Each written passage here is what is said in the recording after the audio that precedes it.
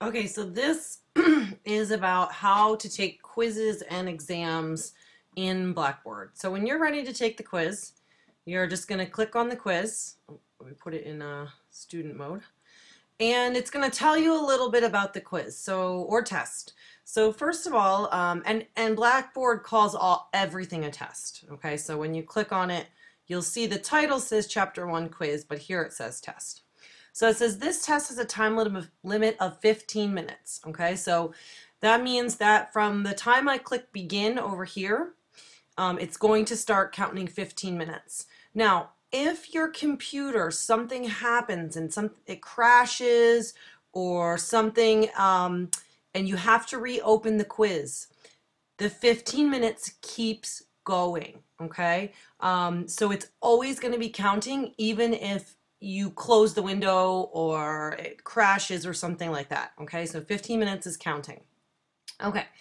Then it says you will be notified when the time expires, so you'll see it at the top of the quiz, and you may continue or submit. Okay, so this is an option for me as a professor. I can make it automatically submit, or I can make it so that you can submit it. The reason I allow you to make that choice is that if you're in the middle of your last question and you just need 15 extra seconds to submit it, that's fine. I want you to take that extra couple seconds to make sure you get that answered right and submit the quiz. It is not okay to take an extra 3 minutes or 5 minutes or 10 minutes on the quiz. I can see how much time it took for you to take the quiz, and anything over 15 minutes and a few extra seconds, you're not going to get the points for that quiz. Okay, so be aware, it will let you know when the time expires and you need to submit the quiz. Okay. The next one says this test can be saved and resumed later. The timer will continue to run if you leave the test. Okay, so that's the one that I told you about. And this really just saves me from all those people who unfortunately have computer problems. So instead of me having to reset the quiz and you having to start over and retake the quiz, what happens is it lets you reopen the quiz, but the timer keeps running. Okay, it's also going to give you the due date here of when it's due. All right, so when you're ready, we're going to click begin. And it keeps this at the top here, okay, to let you know.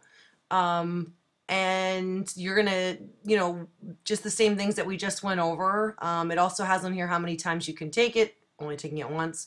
And it's telling you that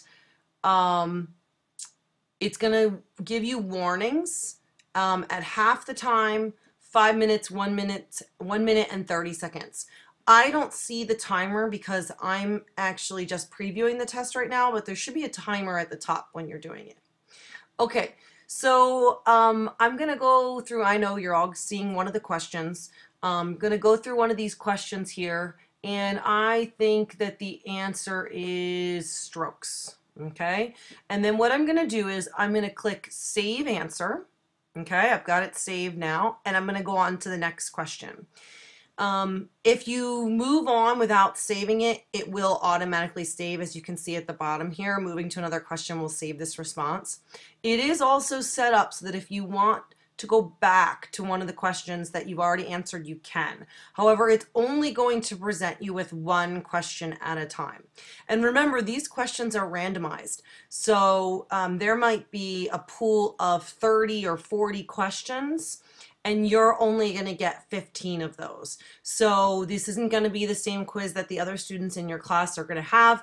And if something happens in the middle of the quiz and we really do have to reset it for you, then you're not necessarily going to get the same question. So even though you all just saw one of these questions here, it doesn't really matter. You may not even get that question. Okay, if you have any issues with taking quizzes or you have any questions, let me know.